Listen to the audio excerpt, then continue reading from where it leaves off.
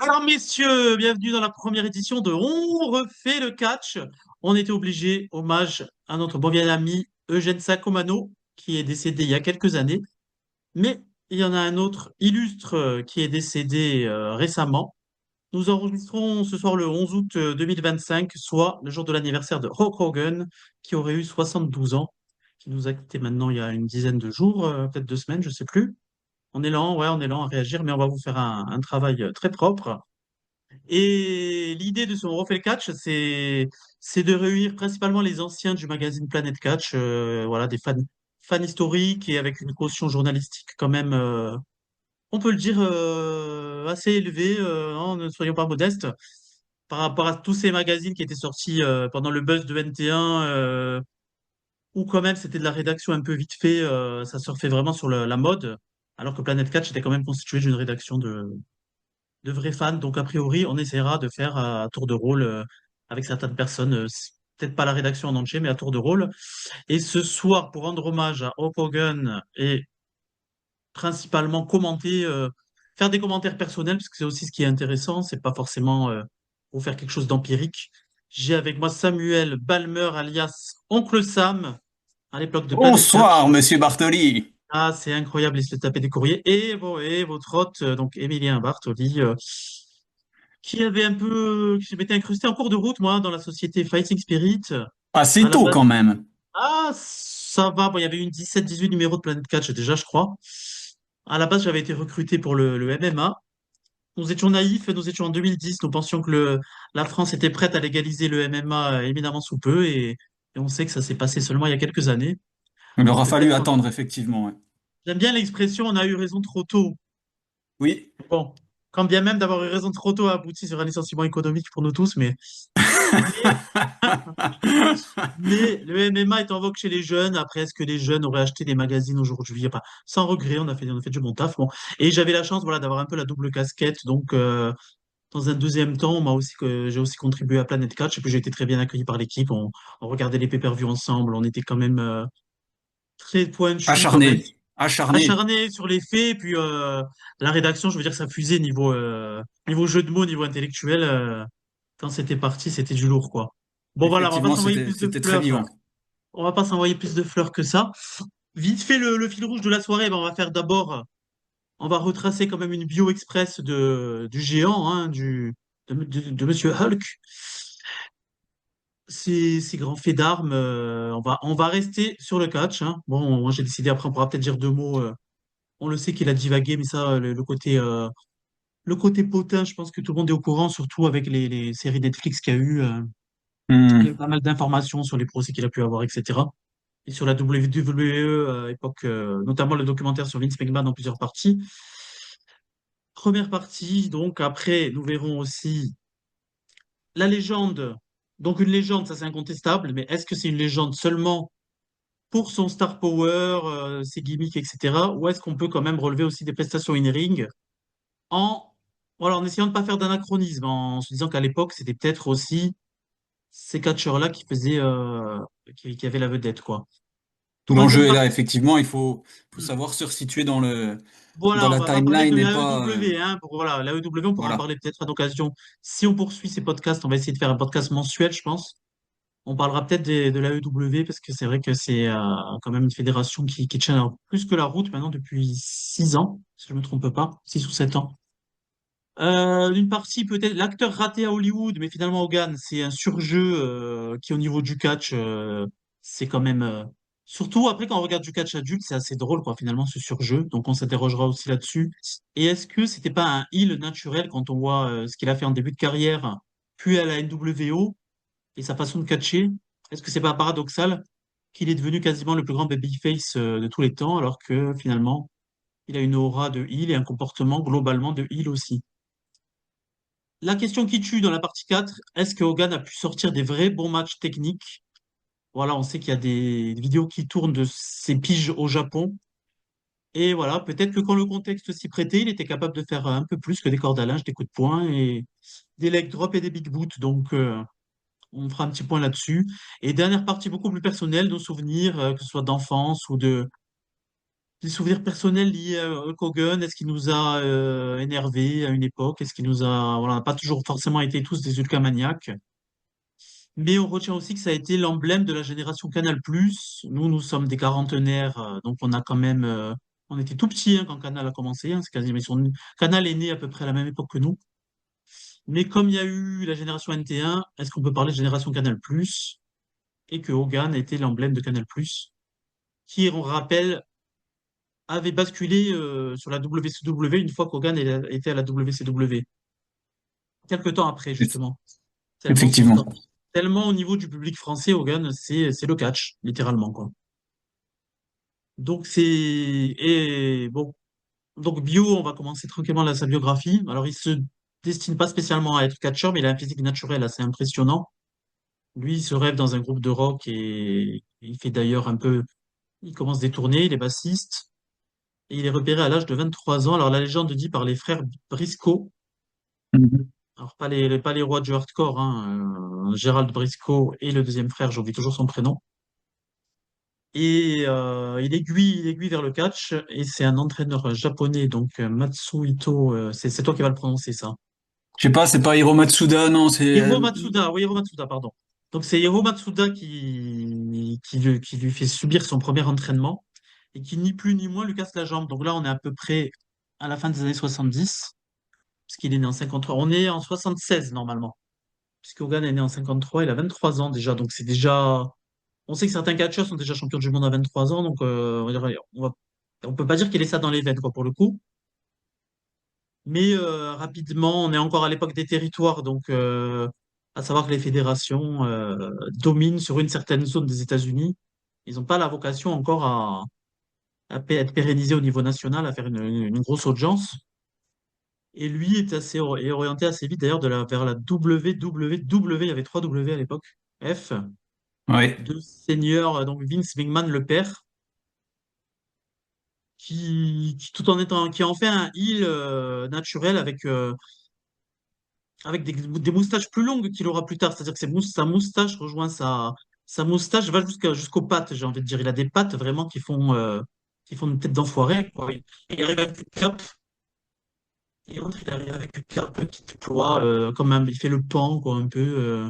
Ouais, ouais. Terry Boulder, Terry Hogan, Terry Boulder, et petit à petit, il dérive vers, de son vrai nom Terry Bollea, voilà, qu'il n'utilise pas, mais il dérive vers le Hulk Hogan qui survit, parce qu'à l'époque, il y a la série Hulk qui cartonne et qui est joué l'acteur Lou Ferrigno, et il s'avère Une qu'ils sont montagne sur de un plateau, muscles. montagne de muscles voilà, qui s'approche un peu du physique d'Hogan, et Grand sur un ami de plateau, Schwarzenegger, il me semble, hein, Lou Ferrigno. notamment, oui, culturiste, Ouais. oui, c'est comme ça qu'on dit, haltérophile, tout ça, et il se retrouve sur un plateau télé et en boutade, on fait vraiment, on raconte vraiment la bio façon catch, hein. C'est-à-dire qu'il y a des choses, c'est peut-être des légendes, mais quand la légende est C'est plus pas belle impossible, c'est quand ça la toute la légende est plus beauté, belle quoi. que la réalité, retenons la légende, voilà. Donc il y a quelqu'un qui lance, mais finalement, il pourrait faire ta doublure, lui, avec son physique et tout. Et de là, ça devient. Et en plus, ils utilisent l'appellation Incredible Hulk Hogan les premiers temps. Donc exactement comme la BD de Hulk. Ouais. Il faudra à la WWE de payer des droits à Marvel pour utiliser le personnage, l'appellation, voilà, pour l'anecdote. Il y a un tournant, donc il végète un peu quand même, on va dire. Bon, c'est présenté comme un phénomène. Alors, j'ai pu voir des combats de 79-80, body slam. Enfin, il a déjà un peu il a sa routine avec des prises, les colliers de tête, les prises au corps à corps prolongées qui font que le heel est très énervant, tu sais. Oui, et puis c'est comme on appelle ça souvent les rest hold, hein, les prises un peu de Les rest repos hold. pour les poids lourds comme ça. Oui. Il y a besoin de récupérer quand même assez régulièrement parce que les courses, dans le ring, ça épuise quand même. Ça fait monter le Mm. rythme cardiaque. Faut des pauses et ces prises-là, elles ont vocation à la fois à se reposer puis aussi à énerver Le public, ça chauffe le public en fait pour qu'il le encourage public. le gentil. C'est surtout les heels qui font ça, ouais. Et donc le tournant de sa carrière, premier tournant, c'est 1982, participation au film Rocky 3. Et il apparaît comme champion dans le film alors qu'il n'était pas encore dans la réalité. C'est ça qui est assez amusant. Parce que quand on le voit maintenant, on se dit, bah oui, c'était les années 80. Donc Hogan était champion, mais en fait, pas encore. Et Mais il est vraiment bien, je trouve, vraiment bien présenté séquence. dans ce La film. Il est séquence, mis oui, véritablement à son avantage. et la discipline du catch, elle aussi, et même si à la fin, voilà, il a une petite phrase qui glisse l'idée que les Oui, il choses dit à la fin, étaient bon, ben, arrangées. on fait ça pour en donner de son argent au public. Voilà. Avec Mais Stallone, globalement, le rendu est spectaculaire. Enfin, il fait voilà, vraiment malgré son ce effet. rendu. Donc, par contre, ça plaît pas à Vince McMahon senior, parce qu'à l'époque, il Ouais. voulait pas que ses acteurs, il laissait pas libre cours à ses catcheurs pour participer à des films et tout. Et il voulait vraiment protéger le kayfabe, l'aura du catch. Et donc, il est ni plus ni moins que licencié. Il part à l'AWA, donc une autre compagnie un peu plus, enfin, on peut pas dire mineure parce que la WWE n'est pas encore ce qu'elle sera après. Bah non, ouais. Il a ses premiers titres de champion poids lourd là-bas d'ailleurs. Ouais, bon, c'est pas pour ce que ça vaut, évidemment, on va relativiser. Et finalement, il est rappelé fin décembre 83 par Vince McMahon, le fils, celui qu'on connaît mieux, qui a pris entre-temps l'entreprise. Et un Et mois après, d'ailleurs, dans le dos de Verne Gagne, hein, donc tu parlais oui, de ce personnage qui pourrait être heel et qui joue les babyface une bonne partie de sa carrière, rien que ce transfert est déjà d'une certaine manière orchestré sans que Verne Gagne hmm, ne le sache, alors il a booké son année, en tout cas il a booké un certain nombre de shows en comptant sur Hulk Hogan comme sa figure de proue. Et Hulk quitte la fédération avec des méthodes un peu. il file à l'anglaise, on va dire. Il file à l'anglaise, exactement. Ouais, toujours un petit tacle aux Anglais, ça fait du bien. Donc ça, Et c'est pas très éthique. ouais, mais on va rester sur le kayfabe, non? Donc, ce qui est énorme, c'est que donc on est dans un changement. Il arrive au moment où la WWF à ce moment-là veut faire un changement de héros, on va dire, hein, parce que ils étaient sur un Bob Backlund qui avait été champion pendant plus de 5 ans, un physique un peu plus Modéré, baraqué, mais enfin modeste.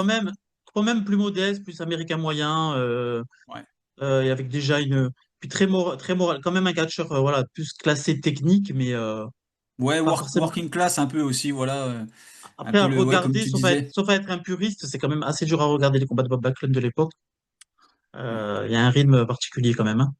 Et ouais. donc, on passe donc Bob Backlund, il y a un champion de transition, donc qui est le Iron Sheik, qui garde le titre même pas 2 mois. Et Hogan devient Mais Madison Square, un soir au Madison Square Garden de janvier 84, donc il conquiert son premier titre en 6 minutes. J'ai revu le combat. Et c'est pas chiant du tout, hein, ces 6 minutes assez prenantes. Et hmm. c'est vrai que ça paraît fou. Il Mais là, attaque par derrière.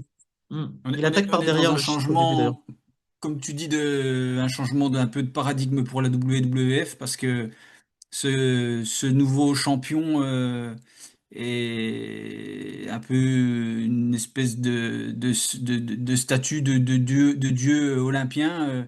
C'est l'ère des Et colosses. Ouais. voilà, il remplace un champion qui était donc un peu plus modeste, Hmm. d'un promoteur qui était plus conservateur et qui comptait, je pense, sur le background aussi de Bob Backlund, qui a des compétences en lutte Oui. libre vraisemblablement ou gréco-romaine, soit l'une, soit l'autre. Ouais, comme beaucoup de Alors que catcheurs Hulk Hogan, qui ont fait il est pas la du lutte universitaire. Oui, la lutte voilà, universitaire, ouais. lutte universitaire, tandis que Hulk Hogan, c'est pas un Il surgit à peu près du néant par rapport à ça, ouais. voilà, c'est pas un authentique athlète Hmm. universitaire ou un mec qui a un background qui lui permettrait d'être legit, enfin d'être quelqu'un dont on pourrait légitimement se méfier sur un tapis, quoi. Donc après, Hogan, c'est voilà, ça devient la tête de file. Alors il avait déjà des colosses, hein. Il y avait André le Géant, il y avait Big John Studd. Il avait dans la fédération des catcheurs assez physiques, mais qui touchaient pas au titre de champion du monde, hein. Le titre de champion du monde, quand même, était concentré quand même dans un autre profil. Mhm. Ouais, il y avait Bruno Sammartino qui avait un long règne. Voilà, c'est un catcheur au niveau du rythme. Je veux dire, Hogan n'a rien à lui envier, hein, parce que bon, là maintenant, après on revisite l'histoire, certains, voilà. Je veux dire, à ce moment-là, il est bien ancré dans son époque, Hogan, années 80. C'est pas Puis il est forcément le catch. sculptural. Voilà, il est sculptural. Physiquement, il a des mensurations qui sont hors normes et il tranche avec, voilà, tu parles de Bruno Sammartino. Alors, je pense que Bruno Sammartino, c'était un très bon champion. Mais Bruno Sammartino, il est tanké. Cela dit, tu le croises dans la rue. Je suis Ouais, pas ça fait sûr que tu passer. te retournes Non, sur son passage lorsque tu le croises à New York. Hulk Hogan, hmm. il attrape l'œil Les immédiatement de bras, n'importe quel. ouais. l'allure, le charisme. Ouais. Donc, il décide d'en faire la tête de proue, et voilà, ça va être c'est l'ère où va commencer les pay-per-view, parce que WrestleMania, c'est l'année d'après, c'est 1985. Hogan, il fait tous les main events, il perd très peu, alors il doit perdre peut-être dans des house shows, par disqualification. C'est une époque où pour faire plaisir, des fois, dans des villes où il y a un champion local, on va faire gagner le combat au champion local, des choses comme ça, mais sans évidemment perdre sa ceinture. Il va conserver la ceinture plus de 4 ans, donc jusqu'à cette controverse où André le Géant prend le titre sur un tombé. Alors là, pour te dire que Hogan, voilà, après on parlera de ça tout à l'heure, mais que Hogan, à chaque fois, ses pertes de titre, finalement, il paraît toujours fort parce qu'il lève, en fait, il est arnaqué par l'arbitre. C'est un screw job, on va dire, scénarisé, mais c'est un screw job. C'est Euh, compliqué hein, de le faire perdre de manière voilà, ouais, parce qu'en même, indiscutable. en même temps, on l'a tellement construit fort on voit qu'il lève l'épaule à deux et que l'arbitre continue à compter. André le Ouais. Géant, après, bon, scénaristiquement, c'est assez catastrophique. Il vend la ceinture à Ted DiBiase, lui achète la ceinture de champion. Donc, Ouais. de là, de là part un tournoi pour WrestleMania 4 en 88, où le titre est vacant. Donc, il y a encore un match André le Géant Hogan qui finit en double disqualification. Alors, on se dit, c'est l'occasion de faire la passation. Est-ce que c'est le Et 4 ou c'est le 5? c'est le Non, c'est le 4. 4, t'as raison, Ouais, c'est le c'est le 4, c'est le 4. 4. Et c'est Ouais. Macho Man Randy Savage, donc en finale contre Ted DiBiase, qui devient Voilà, c'est champion, ça. mais Oui. avec Hulk Hogan dans son coin. Hulk Hogan qui monte sur le ring, qui célèbre avec lui. Enfin, on va dire, il garde le spot quand même important. Et pendant tout le règne de Randy Savage, il Jusqu'à sera, WrestleMania 5? il sera son équipier. En fait, voilà, il sera son équipier d'ailleurs dans les pay-per-views suivants, dans SummerSlam, dans Survivor Series. C'est les Mega Ouais. Powers, Randy Savage. Voilà. Et Randy Savage, d'ailleurs, adopte le look. C'est ça qui est fou quand même, parce que c'est pas Hogan, on va dire, qui s'aligne sur le champion à ce moment-là. C'est Hmm. Savage qui s'habille en rouge et jaune, hein, pour coller au style Hmm. Hogan. Après, donc, c'était scénario qui fait par rapport à Miss Elizabeth, qui va faire que les deux vont inévitablement faire un split. Et WrestleMania 5, donc Mega Powers Explored, je sais pas, je le dis mal. Et Hogan devient champion pour la deuxième fois. Alors, toujours voilà, on a l'impression qu'il a servi de transition. Ça va être une transition d'un an, certes, mais Hmm. derrière, on parle en 90. Alors, d'après les commentaires du match, on dirait qu'il avait envisagé une première retraite déjà en 90. Il a que 37 ans, hein, il en paraît 70, mais donc c'est 90. C'est quand même Il a impressionnant. 37 ans en Il a 90? que 37 ans quand il part sur l'escalier à la fin que. Et là, pareil, l'Ultimate Warrior lui prend la ceinture, mais c'est limite s'il se dégage pas à 3,1, quoi, vraiment. Il se relève tout de suite, c'est affreux. Ah Mais c'est oui, drôle, non, ça, mais ça, il a ça pas en envie devient de garder drôle. les épaules au tapis, Et quoi. après, bon, Hogan, C'est pas au-delà du possible. catch, ce c'est qu'au-delà du catcheur, alors il y a Papacito, je sais pas si tu connais le youtubeur qui a fait un très bel hommage et qui dit qu'en fait, au-delà du. C'était le symbole voilà, l'Amérique contre l'URSS. Après, donc après, il y a eu la guerre du Golfe. Mais forcément, il fallait mettre Hogan en avant pour affronter. Alors, il n'y a pas de catcheur irakien sous la main, donc ils ont faire un heel turn au sergent Slaughter, qui est un peu plus américain, si je dis pas de conneries. Un Et nationality turn. c'est énorme. Et qui avait rejoint le. Ah, ils sont prêts à tout. Donc, il a rejoint le côté obscur. Et du coup, C'est c'est quand lui qui même prend beau la le ceinture à catch. l'Ultimate. Il prend la ceinture à l'Ultimate Warrior. Et encore au WrestleMania suivant, ben, Hogan rebelote. Main event. La gueule en sang. Il couvre Slaughter avec le drapeau, il me semble. Enfin, c'est un symbole, hein, parce que bon, voilà, bon, dans le même temps, évidemment, guerre du Golfe et tout. Donc, troisième. Dans un match assez standard, enfin, en Ah termes de oui, ce oui, qu'on voit oui. dans Ah le bah on ring, dirait oui, on dirait pas et- un gros main event de WrestleMania, hein. mais un public emballé, hein. Clairement, un public qui est aux abois, qui Oui, réagit de ça manière c'est voilà, ça c'est ce qu'il faut se dire aussi, c'est qu'on donne un produit qui satisfait le public à ce moment-là. complètement. Là, Donc, les gens c'est là où sont fous de joie.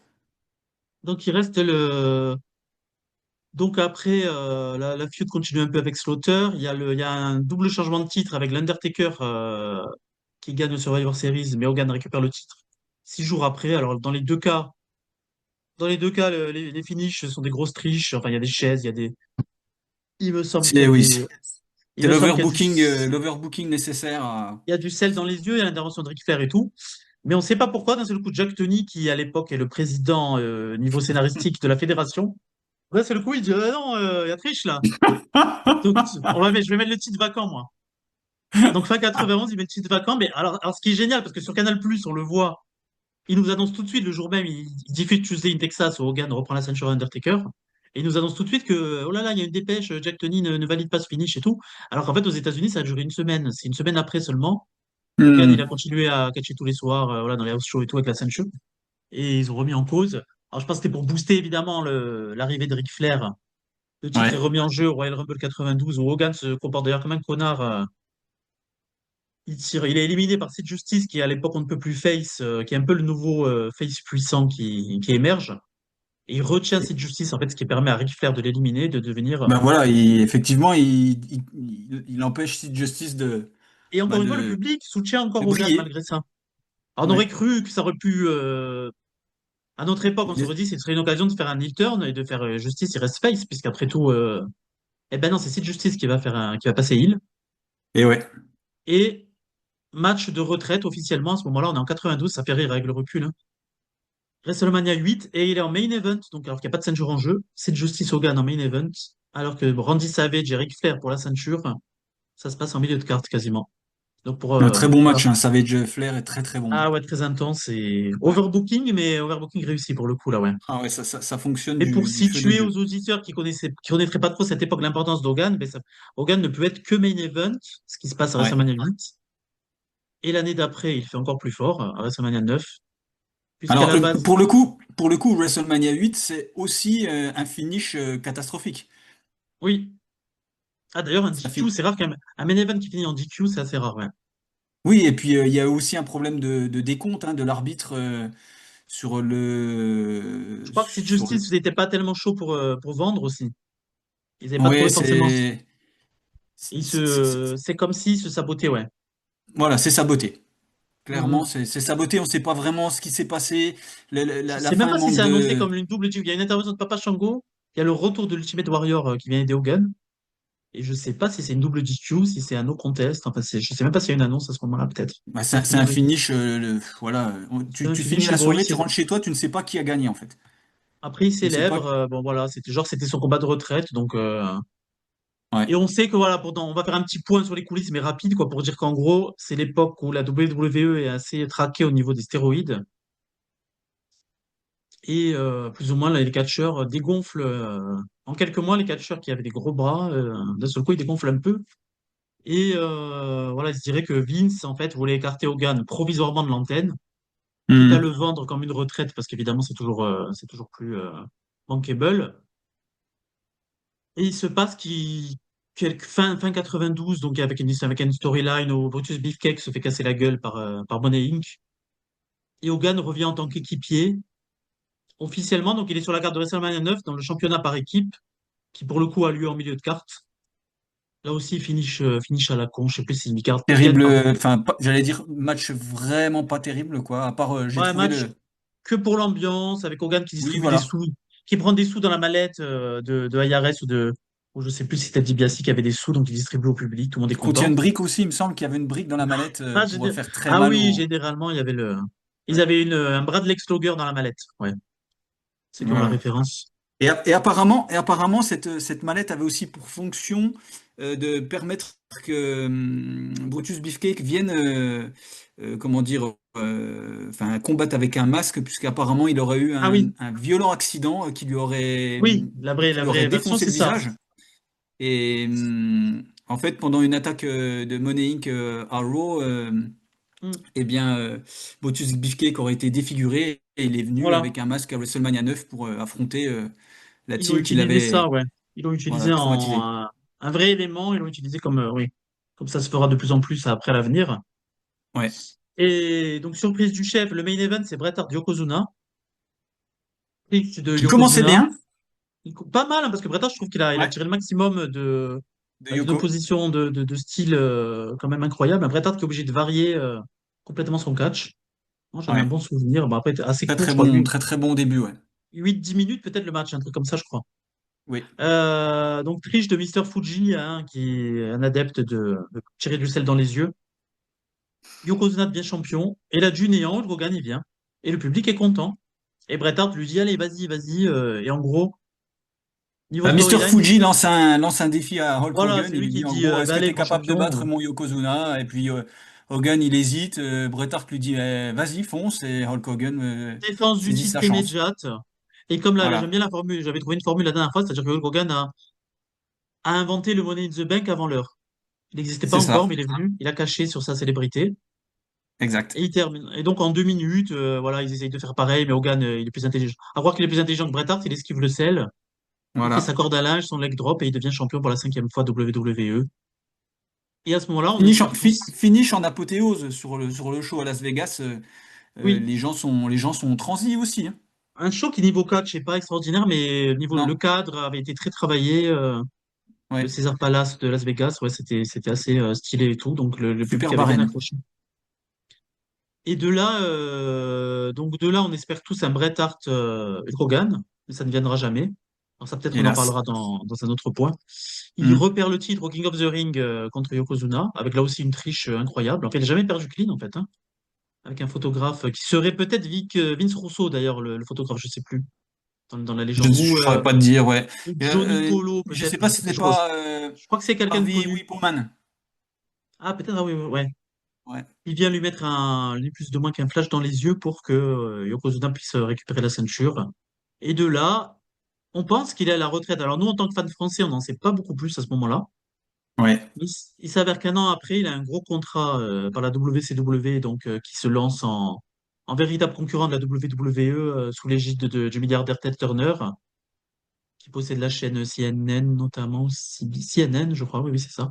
Et c'est TNT, donc c'est TNT où on passera Nitro, le show de la WCW. Et là, en fait, il rattrape un peu le temps perdu, c'est-à-dire qu'ils le mettent en main event d'un show contre Ric Flair, ce qui a jamais eu lieu à la WWE. Et dès son Et premier soir, un peu rushé aussi, hein. C'est-à-dire que oui, oui, oui, parce qu'il c'est pas revient, construit. C'est le match du siècle et puis finalement c'est fait comme le match de l'année et ça c'est Bash at the Beach dommage. 1994. Je crois qu'il a simplement je crois que la promo, c'est simplement Hogan qui a défilé dans la ville pour fêter son arrivée à la WCW, Hmm. etc. Changement d'air et tout. Bon, voilà, il catch toujours pareil, hein, il a toujours Mr. T aussi, les quelques potes. Et on pense que il va encore nous sortir sa routine. Donc après il garde le titre assez longtemps. Il y a une transition et la transition se passe avec l'arrivée de The Giant, qui n'était pas le fils d'André le Géant comme ils ont voulu nous le vendre au début, qu'on connaîtra beaucoup plus tard sous le nom du Big Show. Et le soir d'Halloween Havoc avec on va passer sur le concours de voitures. Il faut un combat de voitures en fait en haut de l'arène là dans des monster trucks. C'est assez ridicule et il s'avère qu'à la fin le géant s'effondre d'un toit en nous levant qu'en fait Hogan a tué quelqu'un ni plus ni moins hein, ce soir-là. Sauf qu'en fin de show, Hogan vient déjà habillé en noir, hein, premier indice. Il vient avec un discours terrible. Enfin, ça devait pas se passer comme ça, nanana, c'est tragique et tout. Et en fait, le géant, non, il est pas mort. C'est pas expliqué, hein, il est pas mort. Il surgit. Il arrive sur ses deux pieds en tenue de catch. Une grosse confusion, mais a priori, le géant donc devient champion WCW. Ça ne durera pas. Après, il y aura des transitions en 96 entre Ric Flair, Randy Savage, voilà, parce qu'en gros, à ce moment-là, la WWE change d'air et en gros, les anciennes vedettes de WWE sont une grande partie qui est à la WCW. Et la WWE, d'ailleurs, la ringardisera un peu avec des spots pour Poker. dire nous, on a des catcheurs qui montent sur les cordes, qui font des prises incroyables et tout. Et eux, ils ont des catcheurs qui grimacent et qui font des célébrations iconiques, quoi. Parce que finalement, c'est beaucoup ça aussi, Hogan. Alors, je sais plus, en tout, il va y avoir 6 titres WCW, donc on va pas raconter dans le détail, mais le grand tournant, c'est que progressivement, le public se lasse de lui. D'ailleurs, Randy Savage lui dit dans une promo, parce qu'il refait le coup à Savage quand il gagne un Nitro, un titre en 96 contre Flair, Hogan vient célébrer, et Savage lui dit carrément, on a l'impression que c'est un discours non, que c'est un shoot en fait, hein. Il dit carrément, il dit Hmm. qu'est-ce que j'ai là, voilà, tu n'as rien à voir, tu es encore là, pourquoi c'est toi qui célèbre, ce soir c'est moi qui suis devenu champion. Euh, pourquoi il faut que ce soit encore toi qui me vole la vedette et tout?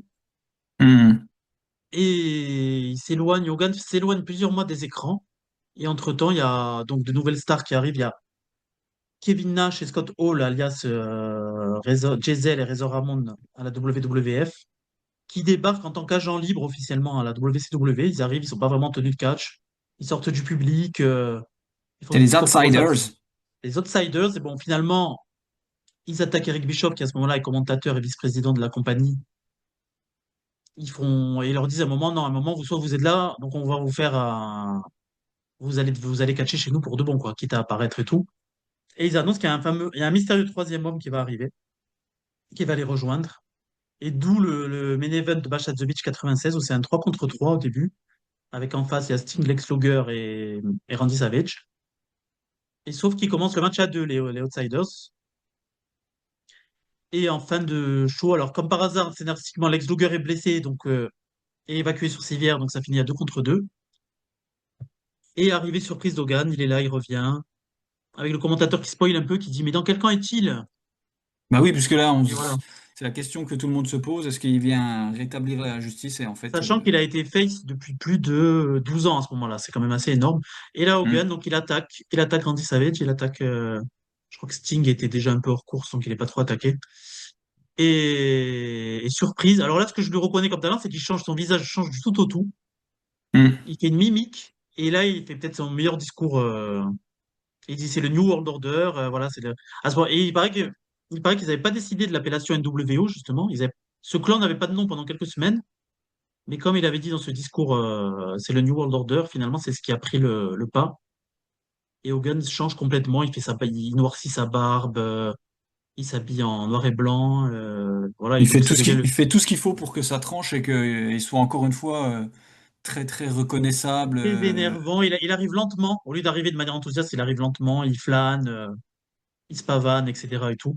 Et petit à petit, ils se le rejoignent dans ce clan qui devient un peu trop, parce qu'ils sont 3, 4, 5, 6, ils finissent à 18 ou 25 à un moment, donc c'est Hmm. à la fois l'heure de gloire de la WCW et ce sera aussi un peu sa disparition.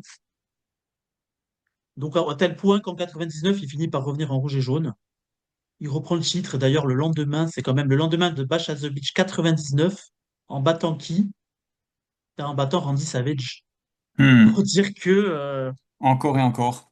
pour dire que 10 ans après WrestleMania 5, pour dire que la WCW, c'était quand même beaucoup de recyclage, hein, c'est ce qui lui a été Oui, reproché, hein. ouais.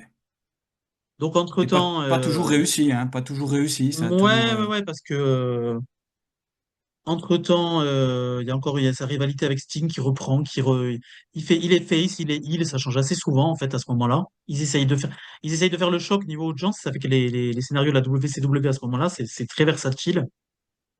Et ça se termine qu'il est encore pour un match pour la Bash at the Beach 2000, il est encore prévu pour combattre pour le titre contre Jeff Jarrett. Hmm. Sauf qu'il y aurait eu des accords sur le finish en coulisses. Et à ce moment-là, rebondissement, Jeff Jarrett se couche au milieu du ring devant l'incompréhension d'Hogan. Et Hogan regarde, il hésite, donc il finit par couvrir avec son pied en disant c'est n'importe quoi, qu'est-ce qui se passe et tout. Et le booker principal, Vince Russo, vient et dit voilà, c'est en gros, il se rejette de la faute, il dit c'est à cause de toi que la compagnie va mal, Voilà, tu il vois. fait une ouvertement devant les Il fait, caméras. il fait tout un shoot assez Un incroyable, quoi. shoot, voilà, Il sans revient une fois pitié. qu'Hogan est parti, en fait, une fois qu'Hogan quitte la salle. Et Ouais. d'ailleurs, ce titre est plus ou moins pas validé parce que derrière, il remet le titre en jeu. Il lance un peu la nouvelle ère avec un Booker T, Jeff Jarrett finalement en main event pour le titre. Hogan disparaît de la WCW. Et ce qui me fait penser que c'était bien un shoot, c'est qu'on ne le reverra plus à la WCW à ce moment-là. Mais Et donc, il part sur un moment de consternation. Fait que c'est même assez pas du lamentable catch, quand même, ouais. on sait pas ce que Ouais, c'est, c'est quoi. sûr. Alors, il y a quand même un retour WWE en tant que NWO, d'abord en heel, avec un. On va abréger un peu parce que du coup, on va être pris de court, mais il y a cet énorme match contre The Rock à WrestleMania 18 en 2002. Et derrière, à tel point que Hogan, malgré ses limites techniques, il a tellement la foule avec lui qu'ils lui refont faire une pige de champion, une courte pige d'un mois en battant Triple H. Puis Undertaker reprend la ceinture. Il y a un petit règne par équipe avec Edge, il n'y a rien d'assez incroyable. Après, il se déglise en Mister America pour faire une Ouais. feud contre Vince McMahon en jurant qu'il n'est pas eu de Kogan. Enfin, il joue vraiment sur son côté comique à ce moment-là, un peu de recul. Il fait des Un très bon match. Hmm, Enfin, niveau toute booking, proportion ouais, gardée, mais un très bon match bien sûr. quand même à Ouais. WrestleMania 19 encore avec Vince McMahon. J'ai trouvé émotionnellement très prenant, on va dire, même si Ça ça se sent un tient, peu la rouille, hein. c'est sûr, mais ça passe encore.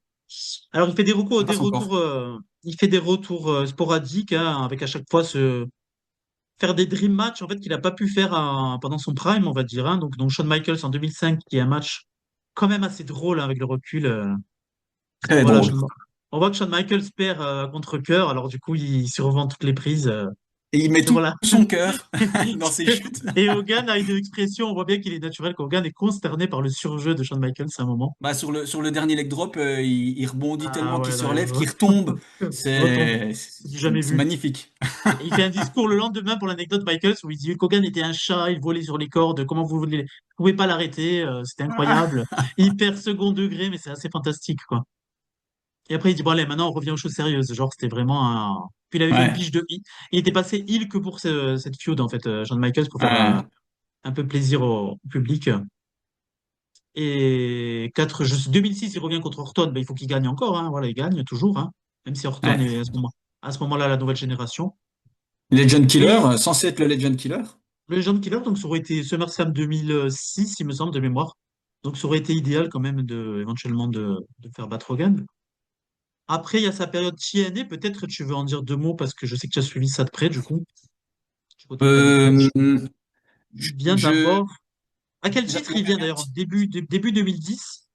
Il relance voilà. la guerre des lundis soirs avec, à très court terme, En avec mars l'ambition 2010, il de. me semble. Mars 2010, un peu au même moment L'ambition, où, début mars, ouais, je crois que c'est ça. quand Bret Hart revient, lui, à Raw pour une entrevue avec Shawn Michaels. Oui, Ou bah, une janvier, période. hein. Peut-être janvier 2010, peut-être. Ah, c'est janvier, c'est pas Ah, mars, il me t'as semble raison, que il me c'est semble que janvier, c'est ouais. janvier.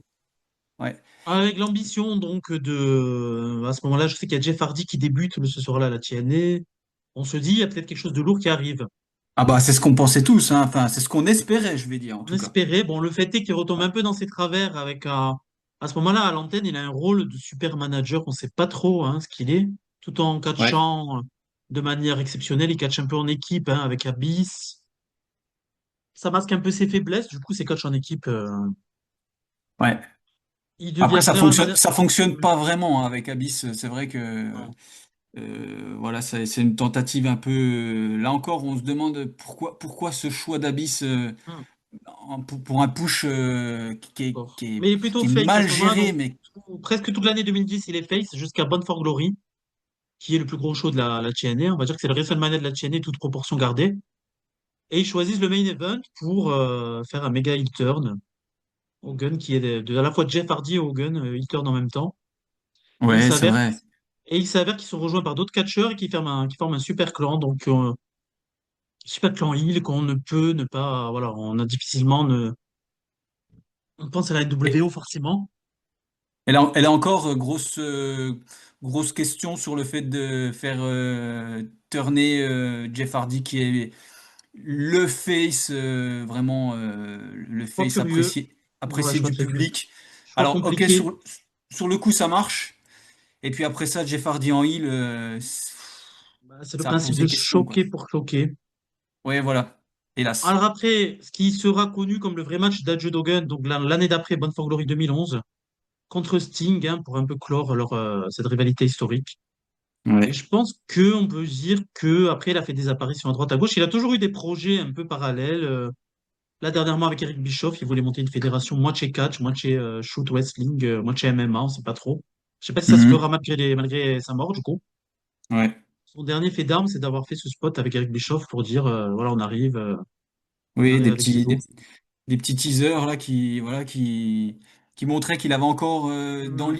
l'idée de bouleverser un peu le monde du catch, de pousser un petit peu les projets de la WWE et de TKO. Voilà, il avait l'intention de faire de frapper encore un grand coup. Est-ce qu'il en avait les moyens? Ça, je sais pas, mais Ça, c'est c'était moins sûr. toujours un peu Hmm. son idée. Donc, je te propose qu'on clôture ce segment là-dessus Ouais. et on va développer, parce qu'il y a encore beaucoup à développer, voilà, mais hors chronologie peut-être. Marche. Voilà.